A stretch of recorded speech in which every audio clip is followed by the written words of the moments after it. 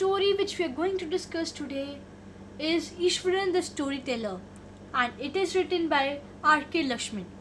It is taken from our supplementary English NCERT book called Moments. The story was narrated to Ganesh by a young man named Mahendra. He was a junior supervisor in a firm which offered on hire supervisors at various types of construction sites, factories, bridges, dams, and so on. Mahendra's job was to keep an eye on the activities at the work site.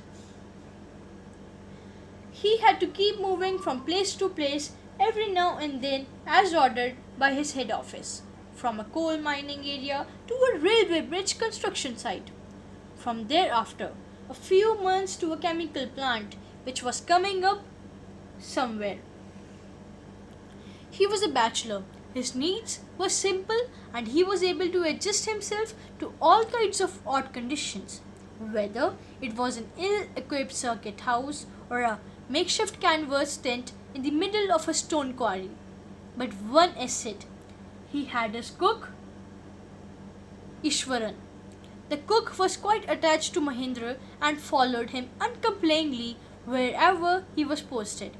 He cooked for Mahendra, washed his clothes, and chatted him all around.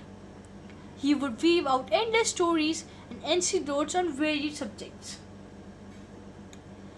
Iswaran also had an amazing capacity to produce vegetables and cooking ingredients. Seemingly out of nowhere, in the middle of a desolate landscape with no shops visible for miles around, he would miraculously conjure up the most delicious dishes made with fresh vegetables within an hour of arriving at the zinc sheet shelter at the new workplace. Mahendra would be up early in the morning and leave for work after breakfast, carrying some prepared food with him. Meanwhile, Iswaran would tidy up the shed, wash the clothes, and have a luxury bath, pouring several buckets of water over his head and muttering a prayer all the while. It would be lunchtime by then. After eating, he would read for a while before dozing off. The book was usually some popular Tamil thriller running to hundreds of pages. Its imaginative descriptions and narrative flourishes would hold Iswaran in thrall. His own descriptions were greatly influenced by the Tamil authors that he read. When he was narrating even the smallest of incidents, he would try to work in suspense and surprise, ending into the count. For example, instead of saying that he had come across an uprooted tree on the highway, he would say, with eyebrows suitably arched and hands held out in a dramatic gesture, "The road was deserted and I was all alone. Suddenly, I spotted something that looked like an enormous bushy beast lying sprawled across the road. I was half inclined to turn and go back, but as I came closer, I saw that it was a fallen tree with its dry branches spread out." Mahendra would stretch himself back in the canvas chair and listen to Iswaran's tales uncritically. "The place I come from is famous for timber," Iswaran would begin. "There's a richly wooded forest all around. The logs are hauled on the lorries of elephants. They are huge, well-fed beasts. When they turn wild, even the most experienced mahout is not able to control them." After this prologue, Iswaran would launch into an elaborate anecdote involving an elephant. One day, a tusker escaped from the timber yard and began to roam around, stamping on bushes, tearing up wild creepers, and breaking branches at will. "You know, sir," how an elephant behaves when goes mad. Ishwaran would get so caught up in the excitement of his own story that he would get up from the floor and jump about, stamping his feet in emulation of the mad elephant. The elephant reached the outskirts of a town, breaking the fences down like matchsticks. He would continue. It came into the main road and smashed all the stalls selling fruits, mud pots, and clothes. People ran hither, skither in panic. The elephant now entered a school ground where children were playing. All the boys ran into the classrooms and shut the doors tight. The beast grunted and wandered about, pulling out the football goal post, tearing down the volleyball net, kicking and flattering the drum capped for water, and uprooting the shrubs. Meanwhile, all the teachers had climbed up to the terrace of the school building. From there, they helplessly watched the depredations of the elephant. There was not a soul below the ground. The streets were empty, as if the inhabitants of the entire town had suddenly disappeared.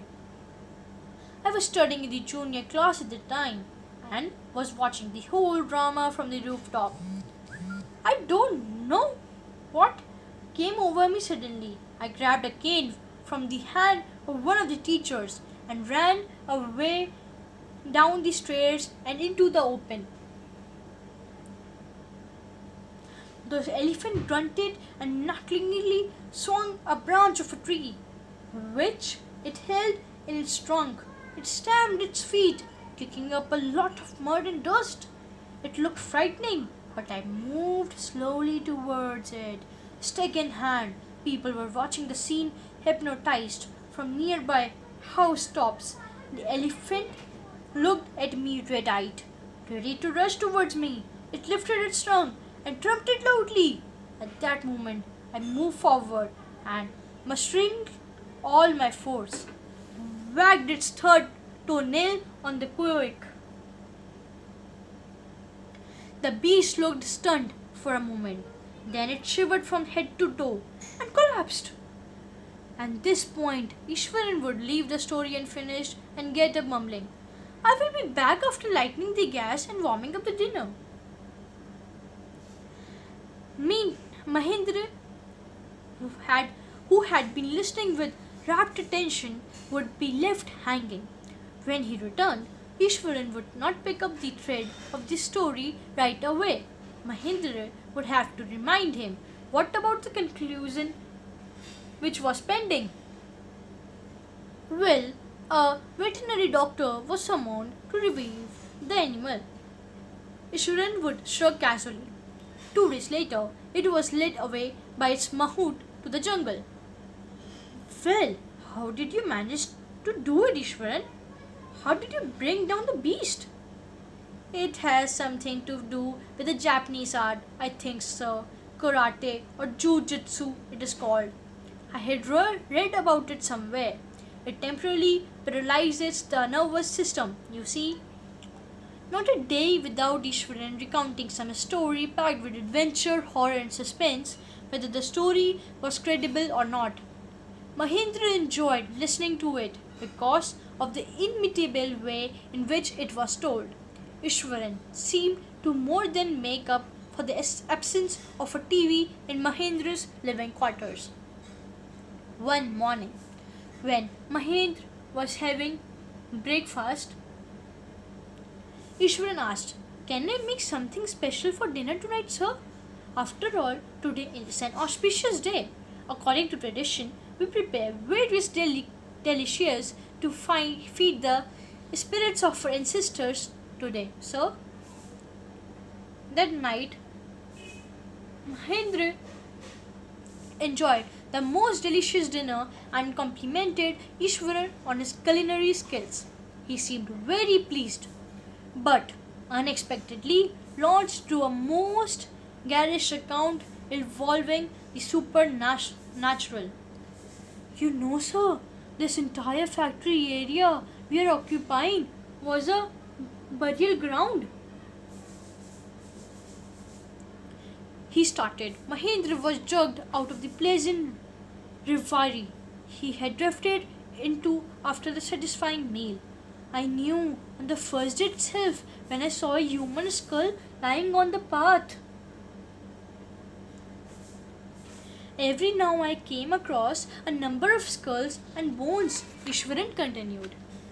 He went on to narrate how he sometimes saw ghosts at night.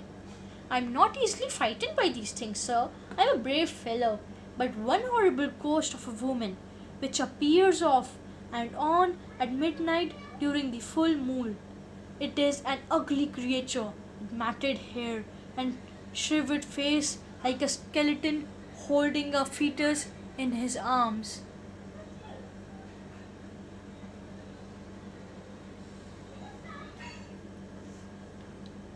Mahendra shivered at the description and interrupted rather sharply. You are crazy, Ishwaran! There are no such things as ghosts or spirits. It is all a figment of your imagination. Get your digestive system examined, and maybe your head as well. You are talking nonsense. He left the room and retired for the day, expecting Ishwaran to sulk for a couple of days. But the next morning he was surprised to find the cook as cheerful, as talkative as ever. From the day on, Mahendra, for all his brave talk, went to bed for a sudden unease. Every night he peered into the darkness outside through the window next to his bed, trying to make sure that there was no movement of dark shapes in vicinity. But he could only see a sea of darkness with the twinkling lights of the factory miles away. He had always liked to admire the milk-white landscape on full moon nights.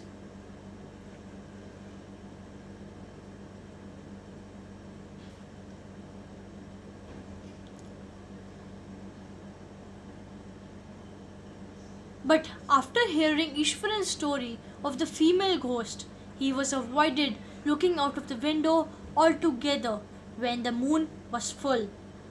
One night, Mahendra was woken up from his sleep by a low moan close to his window. At first, he put it down to a cat prowling around for a mice, but the sound was too guttural for a cat. He resisted the curiosity to look out, lest he should behold a sight which would stop his heart.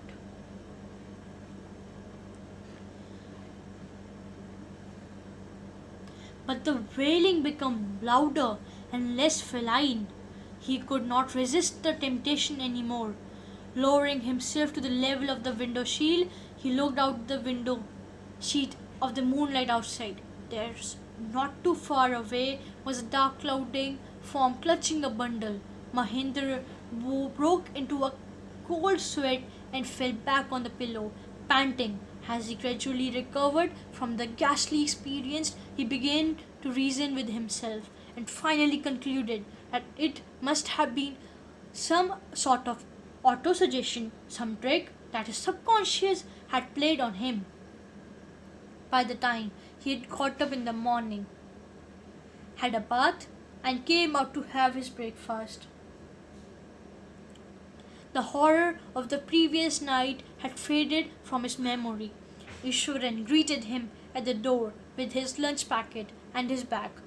Just as Mahendra was stepping out, Ishwaran grinned and said, Sir, remember the other day when I was telling you about the female ghost with a fetus in its arms? You were so angry with me for imagining things. Well, you saw her yourself last night. I came running, hearing the sound of moaning that was coming from your room. A chill went down Mahendra's spine. He did not wait for Ishwaran to complete his sentence. He hurried away to his office and handed in his papers, resolving to leave the haunted place the very next day. Thank you for listening me so patiently, and this slide is created by Bandagi Gaba and the story is narrated by Ishwara Gupta. Thank you.